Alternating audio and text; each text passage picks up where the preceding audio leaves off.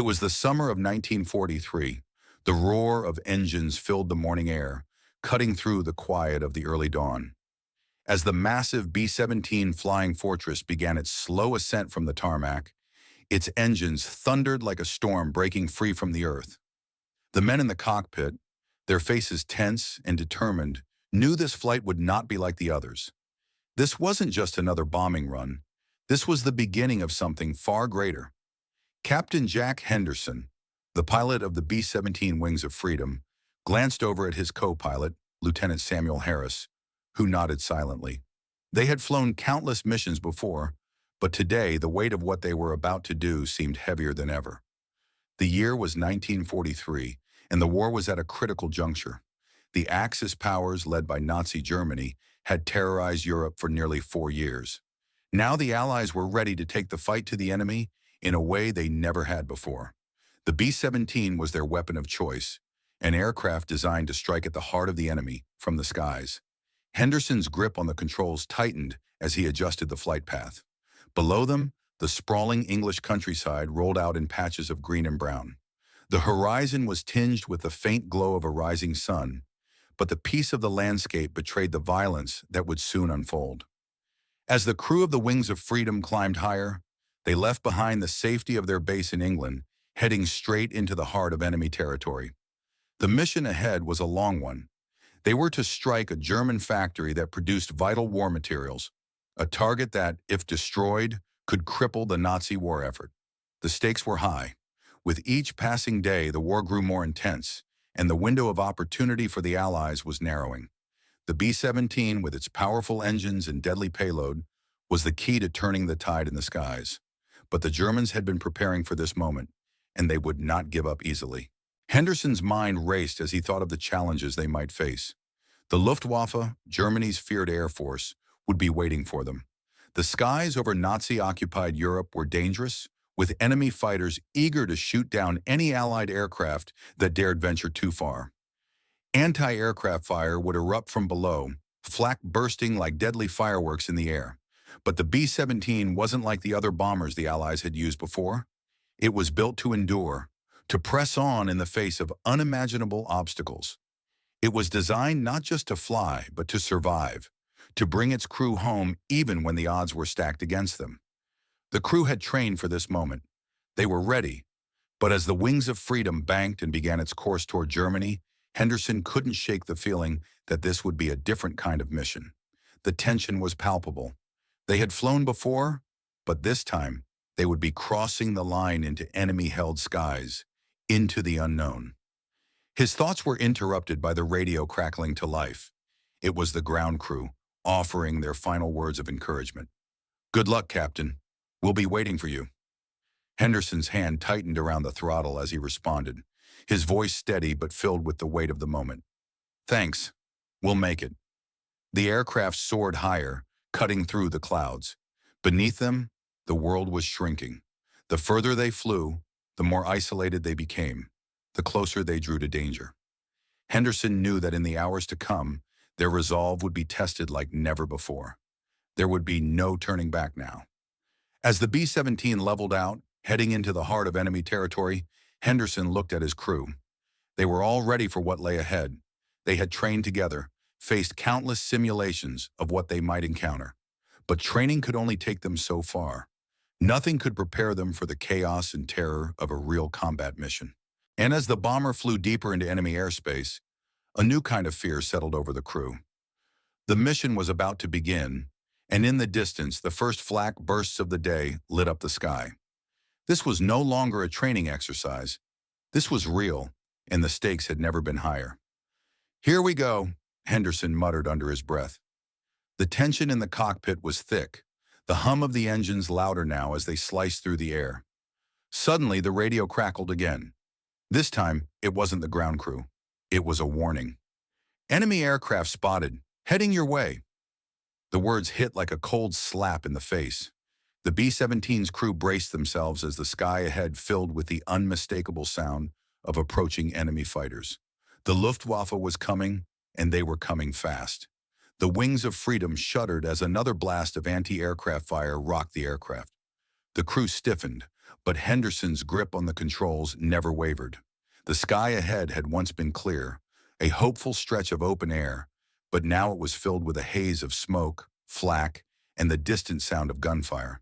Henderson's pulse quickened, but he remained focused. He could feel the tension in his crew. He could see it in their eyes, fear masked by determination, knowing that they had a job to do.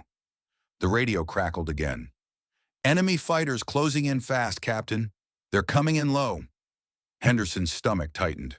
They had been expecting this, of course. Every mission was a gamble, but this one felt different. The closer they got to their target, the more they encountered the full wrath of the enemy. The Luftwaffe had been waiting, their fighters lurking in the clouds, ready to pounce on any Allied aircraft that dared enter their territory. Henderson glanced at Lieutenant Samuel Harris, his co-pilot. Harris's face was pale, his knuckles white as he gripped his seat. They had flown together before, but this was different. They both knew it. They could feel it. The B-17 was a powerful aircraft, but it was not invincible. The enemy had perfected their strategies. The Luftwaffe's fighters were faster, more agile, and they had one thing that the B-17 didn't: the ability to maneuver. The Wings of Freedom was a fortress, but it was a heavy one. "Get ready," Henderson barked, his voice steady but carrying the weight of the moment. At the rear of the aircraft, Sergeant Thomas Brooks, the tail gunner, was already in position. His eyes were locked on the rear turret, scanning the sky for any signs of enemy aircraft. The B-17 was well armed, with machine guns placed at strategic points on the aircraft. Each crew member had their assigned position, their own specific task in the defense of the plane. Brooks's job was to keep an eye out for enemy fighters trying to make their way behind them. Beside Brooks was Sergeant Robert "Bobby" Cartwright, the bombardier. Cartwright's job was to prepare for the critical moment. When they reached their target, he would be the one to release the bombs that could turn the tide of the war. But for now, he was bracing himself for the chaos that was unfolding. He could hear the distant thunder of flak and the occasional roar of enemy engines. His heart was pounding in his chest, but he forced himself to stay calm. The mission was bigger than his fear. In the nose of the aircraft, Lieutenant Olivia Harris, the navigator, was tracing their flight path with steady precision. She had a job to do, and the stakes were higher than ever. If they veered even slightly off course, they risked missing their target, or worse, flying straight into the jaws of the enemy. "Keep us steady, Olivia," Henderson ordered. "Yes, Captain," she replied, her voice unwavering, though her knuckles gripped the map tightly. Every minute of this flight was stretching into eternity. She couldn't afford to make a mistake. Not now. The B-17 was closing in on the target, and with each passing minute, the tension mounted. Henderson knew that they would need to make it to the factory in the heart of Germany if they had any hope of crippling the Nazi war machine. But as they flew deeper into enemy territory, the reality of the mission hit home. The fear wasn't just the enemy fighters they could hear closing in. It was the unspoken knowledge that each bomb dropped would bring them closer to the heart of a ruthless enemy. Would they succeed, or would they become just another lost crew, swallowed up by the sky? The sound of enemy fighters grew louder, and suddenly the first wave of Luftwaffe aircraft broke through the cloud cover, diving toward them in a deadly assault. The B-17's machine guns came to life as the tail gunner, Brooks, fired the first shots. His voice rang out over the intercom. "Coming in hot from 3 o'clock." The aircraft shook as the enemy fighters blasted away, their bullets ricocheting off the B-17's armor. The first wave of fighters circled them, picking their spots. They weren't just trying to disable the aircraft, they were trying to destroy it. The roar of machine gun fire was deafening, and Brooks's gunners responded with deadly accuracy, sending streams of tracer rounds into the sky. But the enemy was relentless. They knew how to break a fortress. "Hold tight," Henderson shouted, his voice thick with tension. The plane jolted again, and the crew braced themselves as another wave of fighters dove toward them. "Firing!" shouted Sergeant Cartwright, the bombardier, as he quickly launched defensive flares. They were trying to confuse the enemy, to make them miss their mark. But even as the flares lit up the sky, the fighters closed in. As the B-17 rocked from the gunfire, Henderson's mind raced. He thought of his wife back home, the promise he had made to return. He thought of the other men who had already given their lives, men who had flown this very mission and had not come back. But there was no time to dwell on that now. The only thing that mattered was staying alive. The only thing that mattered was getting to the target. "Olivia, keep us on course," Henderson ordered, his voice unwavering despite the chaos. "I'm on it," she replied, her voice steady. She could feel the weight of the moment as the plane bounced through another volley of fire, the enemy closing in. But she had no choice but to keep going. Another enemy fighter screamed past, so close that Olivia could almost see the pilot's face, filled with focus and determination. They were so close now, the pressure mounting by the second. It felt like the whole world was closing in on them, suffocating them. Then a sudden jolt from the rear of the aircraft. A burst of smoke, a terrible screech of metal. "Brooks!" Henderson shouted over the intercom. "I'm hit," came the reply, followed by a cough of pain. "Tail's damaged, can still shoot, but I don't know for how long." A chill swept through the crew. They were losing precious time, and they were beginning to feel the toll the enemy was taking. The cracks in their fortress were beginning to show. The psychological strain was wearing on them all. On Henderson, on Olivia, on every crew member who now realized that they might not make it back. The next wave of fighters was closing in fast, and they were more determined than ever. The B-17 was in their sights. Something was going to happen. They could feel it. The question was, what would it be? Would they make it to the target and fulfill their mission? Or would they fall from the sky like so many others before them? The next few minutes would decide their fate. The wings of freedom shuddered again, this time with a violent force. Henderson's knuckles turned white as he gripped the controls tighter. His eyes darted to the rearview mirror, where Sergeant Brooks, the tail gunner, had been struggling to maintain control after being hit. Smoke billowed from the tail section. Henderson's heart skipped a beat. "Brooks, report!" Henderson shouted over the intercom, his voice tight with urgency. "I'm still good, Captain, but we're taking hits." Brooks's voice came back, shaky but determined. "I can't keep them off us for long. They're too damn close." The momentary relief that had come from hearing that Brooks was still fighting was short-lived. Another wave of Luftwaffe fighters tore through the sky, their engines screaming as they banked and dove at the B-17. The enemy had closed in fast, and now they were playing for blood. "Hold steady!" Henderson barked, sweat trickling down his brow. "We've got to get to the target." But the bomber was not in its prime. The damage to the tail was severe. One of the stabilizers had been hit, and the rudder was sluggish, making the aircraft harder to control. The Wings of Freedom was becoming a wounded animal, and the enemy knew it. Another fighter swooped down, this time from the front, and Henderson felt a sickening jolt as it clipped the nose of the bomber. Sparks flew and the aircraft pitched violently to the side. "God damn it!" Henderson roared, fighting to keep the plane level. "We can't lose control now." "Captain!" Olivia Harris's voice cracked through the intercom. "We're going off course. We're about to miss the target." His heart pounded in his chest. The mission was slipping through their fingers.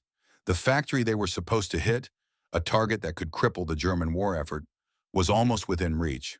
But as the Wings of Freedom swayed through the sky, its movements becoming erratic, Henderson knew that the clock was ticking. He glanced over at Lieutenant Harris, his co-pilot, whose face was pale but determined. "Samuel, how much longer until we hit the target?" 2 minutes, maybe 3.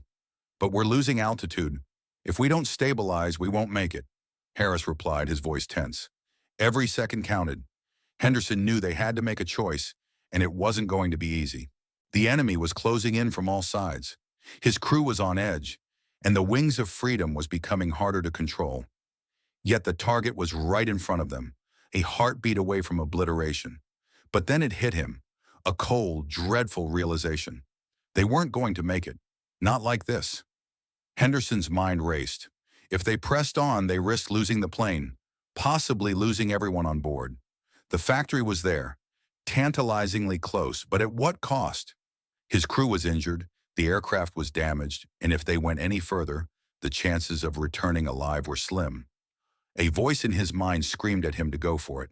They had come this far. The mission was too important. But another voice, the voice of reason, of survival, told him to pull back, to turn around and head back to base while they still could. The situation was dire. They had to make a choice, finish the mission or preserve what was left of their lives. Then came the moment that would haunt him forever. "Captain," Olivia said softly, her voice barely audible, We can't make it. Not like this. The engines are starting to fail, and we're losing speed. We're too far in. We need to make a decision now. I, I don't think we'll make it out if we continue. For the briefest moment, time seemed to stand still. Henderson's thoughts froze, and all he could hear was the whine of the engines and the shuddering of the aircraft. The crew was depending on him to make the right call. The weight of the decision threatened to crush him. If he pulled out now, they would be labeled cowards, failures. But if he pressed on, it could mean the end for them all. "Brooks," Henderson said, trying to keep his voice steady, "can you hold the tail?" "I'm trying, sir, but we've taken too much damage. The controls are slipping." Brooks' voice was strained. "If we don't break off now, we're not making it out." "Captain, please!" Cartwright's voice joined the chorus of pleading. "I can't drop the payload with the plane like this. If I release now, we risk losing it all. This entire mission. But if we don't get it right, it's over." Henderson's mind was a whirlpool of conflicting thoughts. He could feel the cold sweat on his forehead, his palms slick with fear. The aircraft was being torn apart around them. The B-17 wasn't designed for this. Flying in a storm of flak, dodging enemy fighters, with critical damage to the tail and engines. He had always been taught that the mission came first. The objective was to hit the target, no matter the cost. But at that moment, Henderson realized that this wasn't just about the war. It was about the men in the plane. It was about making sure they had a chance to see tomorrow. "Abort the mission," Henderson said, his voice barely a whisper. "We're turning back." There was a sharp intake of breath from every crew member. Cartwright, who had prepared himself to release the bombs, froze in shock. Harris and Olivia exchanged a look, and then both nodded. But no one said a word. The tension in the cockpit was suffocating. They had all agreed on the decision, but it was one that none of them could truly accept. The silence hung heavy, like a burden that none of them had asked for. "Samuel," Henderson said, his voice shaking, "take us home." "Right away, Captain," Harris replied, his hands moving quickly over the controls, pulling the Wings of Freedom into a steep turn. For a moment, Henderson thought he could hear the faint sound of enemy fighters closing in again. The sky above them seemed darker now, filled with an ominous sense of inevitability. They were leaving behind a mission unfinished, a target unscathed, but in doing so, they were saving their lives. The B-17 turned, its engines struggling against the damage. The Wings of Freedom began its long flight back to base, wounded but alive. Yet the cost of this choice, the cost of leaving the mission incomplete, weighed heavily on all of them. The enemy fighters still hovered in the distance, the feeling of danger lingering. But for now, the Wings of Freedom had turned back, and with it, the crew's survival, their very lives, were all that mattered. The Wings of Freedom lurched once again, throwing its crew forward into their harnesses. The aircraft was barely holding together, its engines sputtering, smoke pouring from the tail, and the sound of the wind howling through the compromised fuselage. Henderson's knuckles were white against the controls as he fought to keep the bomber steady. His heart pounded in his chest, but the weight of the decision to abort the mission still hung over him like a dark cloud. They had left the target behind, but survival was the only victory they could hope for now. "Samuel, how much longer?" Henderson's voice cracked over the intercom, strained with exhaustion and fear. Harris's reply came through, his voice tight, focused. "We're losing altitude fast, Captain. We won't make it back if we don't get some power back in the engines. We need to make it out of this sky, but—" He paused, and Henderson could feel the hesitation in the air. Harris knew what he didn't want to say. "But we're being followed," Henderson finished for him. He didn't need to hear it. The sound of the enemy fighters still hovered in the distance, like vultures waiting for a kill. They had barely begun their retreat when the first enemy aircraft dove at them again, the shriek of its engine piercing the tense silence of the cockpit. Henderson barely had time to react as it came at them from below, guns blazing. The sky erupted in gunfire, and the Wings of Freedom shuddered violently. The tail gunner, Brooks, fired back, but his aim was impaired. There was too much damage, too many cracks in the fortress that couldn't be patched mid-flight. "Brooks!" Henderson barked, but the radio crackled only with static. "Tail is compromised, sir," came the response through the intercom. "They're coming in hot again." The sky seemed to close in on them as the fighters circled for another attack. The B-17 was a slow-moving target now, easy prey for the Luftwaffe pilots who were closing in for the kill. Henderson's breath caught in his throat as he scanned the horizon, looking for any way to break free. But they were trapped. Then it came, the terrifying screech of an incoming attack. Another fighter, more aggressive than the last, came at them from the front. It was too close now. They had no way to avoid it. "Brace for impact!" Henderson shouted, pushing the throttle forward as much as he could, trying to pull the plane out of its dive. It was futile. The first blast hit, rattling the entire structure. The wings of freedom tilted sharply to one side. The impact rocked the crew, and for a moment, Henderson thought they were going to break apart midair. "Get us back!" Olivia screamed from the navigator's station, her voice full of panic. Henderson could feel the weight of their fate pressing down on him, crushing him under the realization that they might not make it. He couldn't keep the plane steady anymore. They were too far from safety, the damage was too great. His mind flashed to his crew, his brothers in arms, and he knew that if they didn't do something drastic now, they would all be lost. And then, the cruelest blow of all came. The bomber jolted again as another burst of enemy fire ripped through the fuselage. The left wing was struck this time.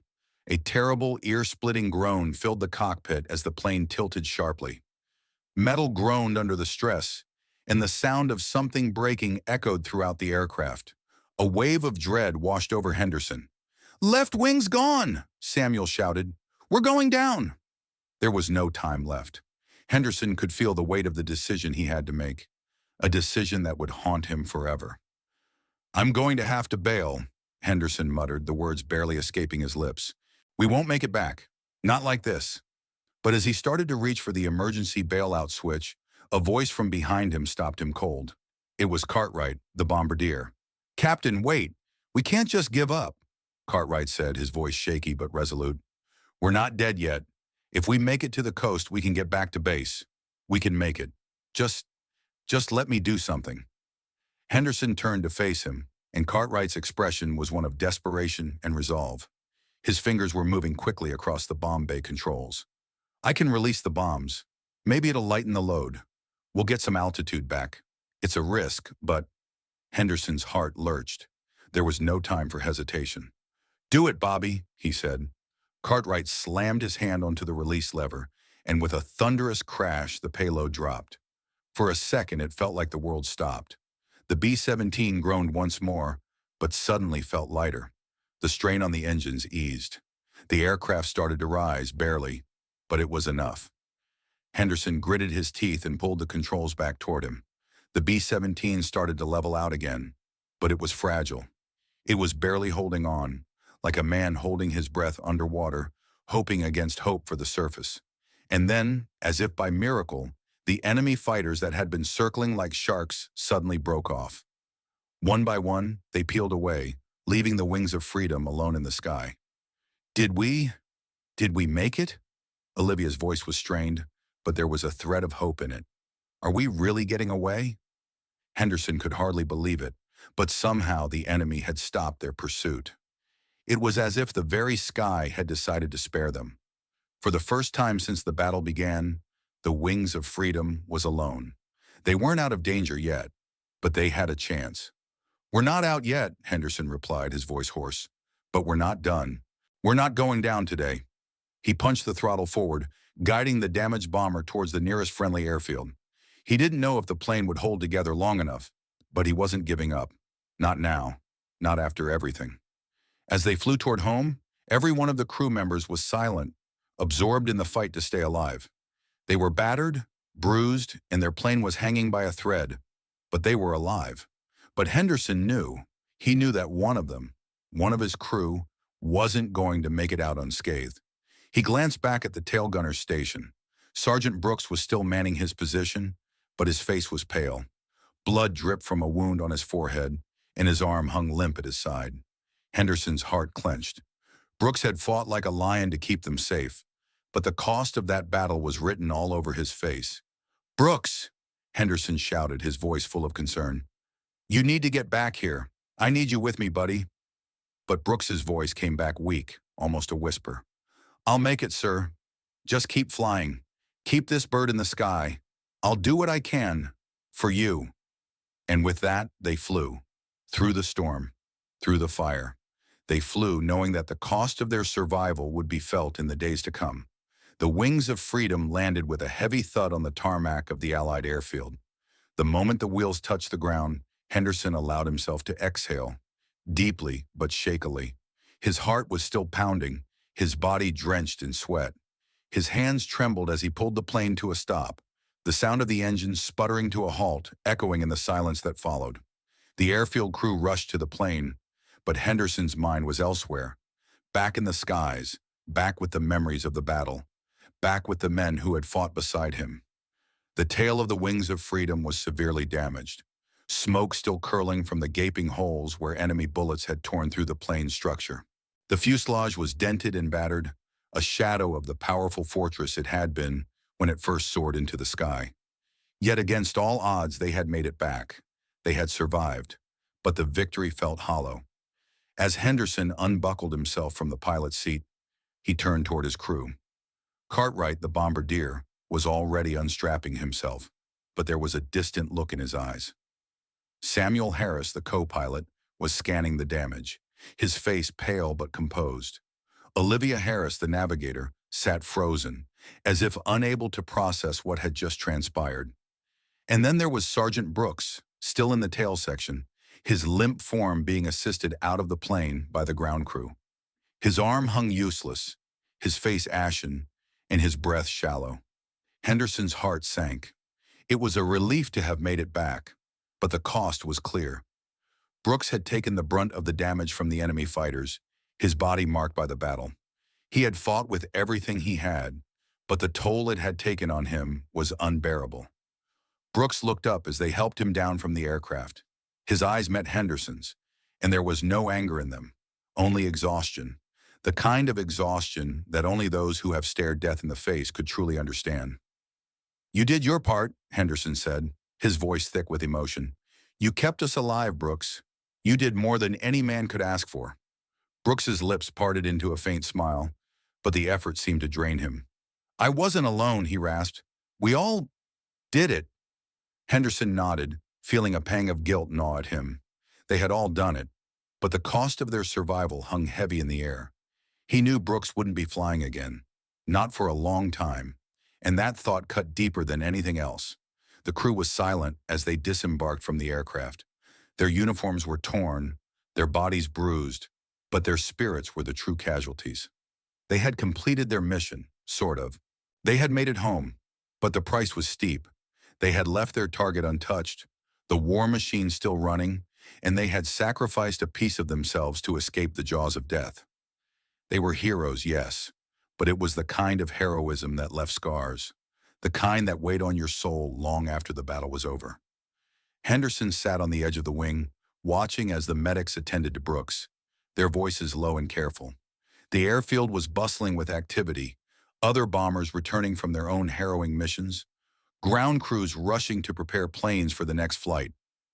But to Henderson, it felt as if the world had stopped. The victory felt small in the face of what they had lost. As night began to fall, the crew gathered in the small mess hall on base. They were given a moment to rest, to eat, but the food seemed tasteless, the laughter of other men around them hollow. The weight of their experiences hung between them, unspoken but understood. Henderson couldn't sleep that night. His mind replayed every moment of the mission, the decision to turn back, the moment Brooks had been hit, the terrifying realization that they might not make it out alive. He had done what any commander would have done, but the guilt was there, gnawing at him. They had failed the mission. They hadn't completed the task they had set out to do, and now his crew would have to carry that weight with them forever. But he knew deep down that the decision to turn back had been the right one. They had survived. They had made it home. That was something that couldn't be measured in bombs dropped or targets hit. It was something far more precious. The war would go on. The Allies would press forward, and the mission would be picked up by others. But for Henderson and his crew, the battle was not just about victory, it was about survival and about the sacrifices that came with it. They had learned a painful lesson in that sky. The cost of war wasn't just in the destruction it caused, but in the lives it took and the ones it left behind. The next day, as he walked across the tarmac, Henderson paused to look at the wings of freedom. The aircraft was battered and broken, its wings torn, but it had brought them home. It was more than just a machine. It was a symbol of the resilience that had kept them alive. And then, in the quiet, as the crew began to leave, he heard the words that would stay with him forever. "Captain, we got through it. Together." It wasn't much, but it was enough. Historical note: inspired by the true stories of the 8th Air Force in World War II, where the B-17 Flying Fortress became an icon of Allied air power and survival. Even in the face of overwhelming odds, the bravery and sacrifice of the crews, who often risked everything for victory, remains a testament to the unbreakable spirit of those who served.